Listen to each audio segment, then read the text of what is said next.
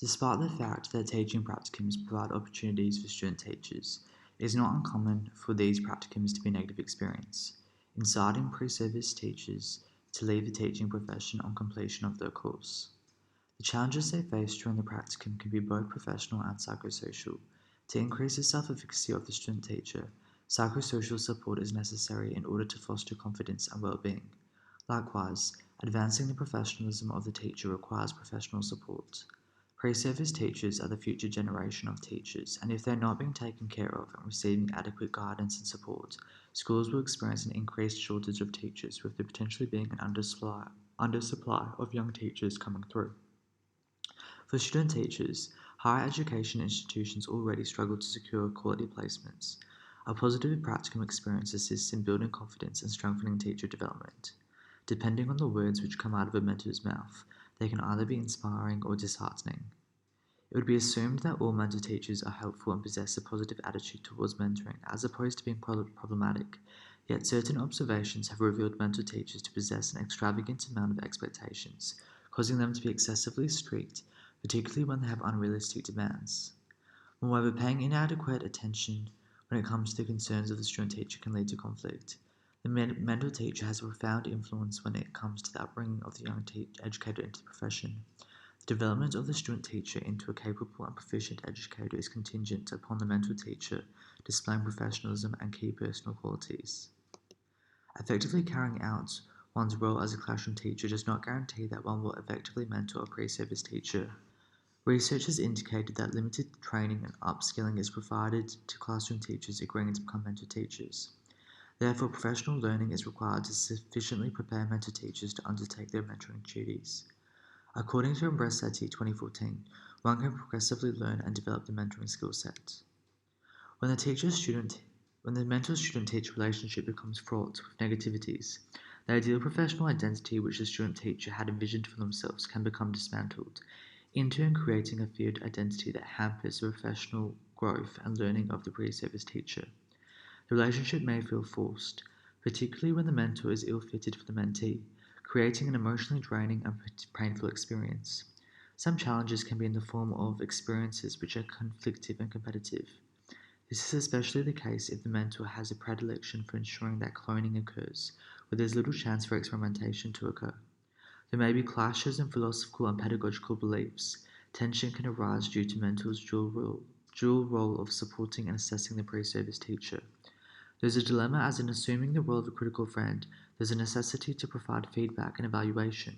To some extent, the mentor would want to avoid hurting the student teacher's feelings, yet they are aware of the significance of making the student teacher aware of the weaknesses they possess.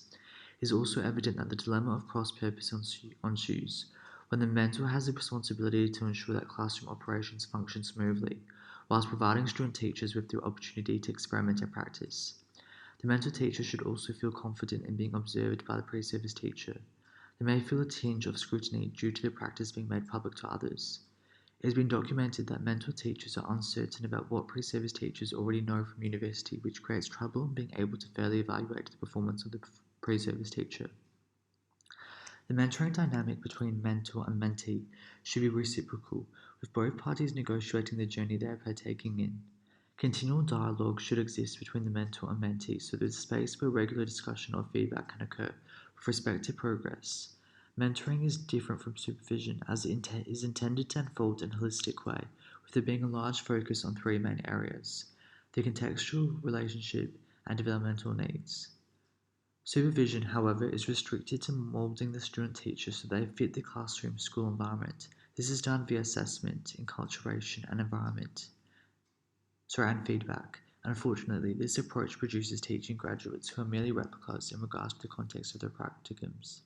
To extend one's personal/professional growth or to make a difference to the profession are some reasons why teachers become mentors. Additionally, although not all teachers are suited to becoming a mentor, mentoring can enable critical reflection of one's teaching practice and the opportunity to revitalize it. Some perceived disadvantages of mentoring involve additional workload and extra responsibilities which may result in stress. It therefore can be time consuming. Ambrosetti argues that when additional training is offered to educators mentoring pre-service teachers, they tend to be exclusively associated with this specific program. failing to give information in regards to the general process of mentoring and the nature of the role. Preparation which concentrates on mentoring itself has not been as widely adopted. If appropriate training and preparation is absent, it is expected then that teachers will resort to their past experience being a pre-service teacher, thereby duplicating the techniques and practices exemplified by the supervising teacher they previously had, regardless of the appropriateness and suitability to the current context. Being competent in mentoring someone else requires actively constructing and reconstructing knowledge.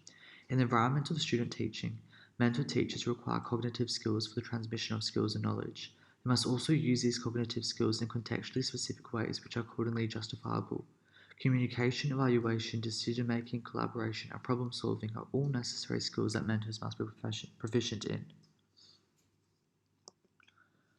When mentors receive focused and relevant training, research underscores the positive effects this has on mentees' increase in knowledge and skills, especially in regards to planning lessons and delivering instruction. The professional learning courses need to be structured, incorporating pertinent literature and research. A preference held by adult students are learning opportunities that are open-ended, where they have a voice with respect to the direction in which the learning is taking place. Following along in this vein, substantial conversation amongst the participants is necessary to facilitate the sharing of experiences and enable decision-making and problem-solving to occur. Prior research has identified gaps in mentor teachers' understanding of the processes which underlie mentoring, particularly the specific roles which need to be undertaken by the mentees and mentors. In the past, professional learning has caused mentors to become more organized and structured in the way they go about their tasks and duties.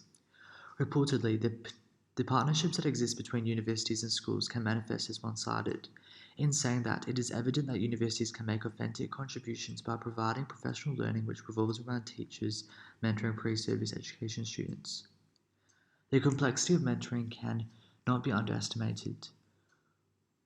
For the mentoring relationships to be successful, various factors are integral, including the context and people involved. Alongside the developing teaching skills are the motive elements of learning which the mentor must help the pre-service teacher negotiate. From prior surveys at the school, some solutions you guys as staff members have come up with is first of all to establish a community of professional learning that is based within the school for staff members who hold a mentoring role. This will allow what remains unconscious practice to be vocalized. A professional learning community is a group of connected and engaged professionals who are responsible for driving change within, between, and across schools that will directly benefit learners. This would occur against the backdrop of distributed leadership. These colleagues could then be supported by the university so that they can successfully uphold their collective responsibility. Valuable learning would most likely take place if groups of mentors came together, sharing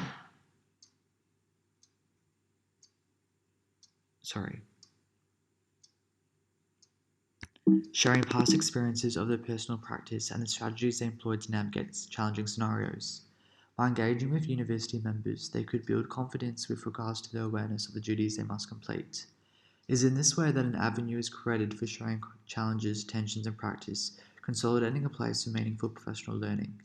Other suggested solutions included practicing communication techniques with reference to descriptions of classroom behaviour and examinations of problems, developing orientation resources specifically intended for the student teachers would be another solution, lesson plan formatting, school-wide behavioural management approaches, school calendars, and school maps.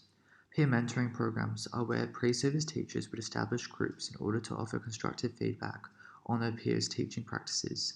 Personal and professional supports can be offered amongst one another. Co-reflection could also occur so a community of peers reflect together, responding to one another's reflections. Another solution was that mentor teachers felt like they needed more feedback from administration to inform them of how they were going. The general consensus was that the feedback they got from pre-service teachers was also insufficient. The school's survey results indicate that the 5 areas below are what are most important when it comes to working effectively with student teachers.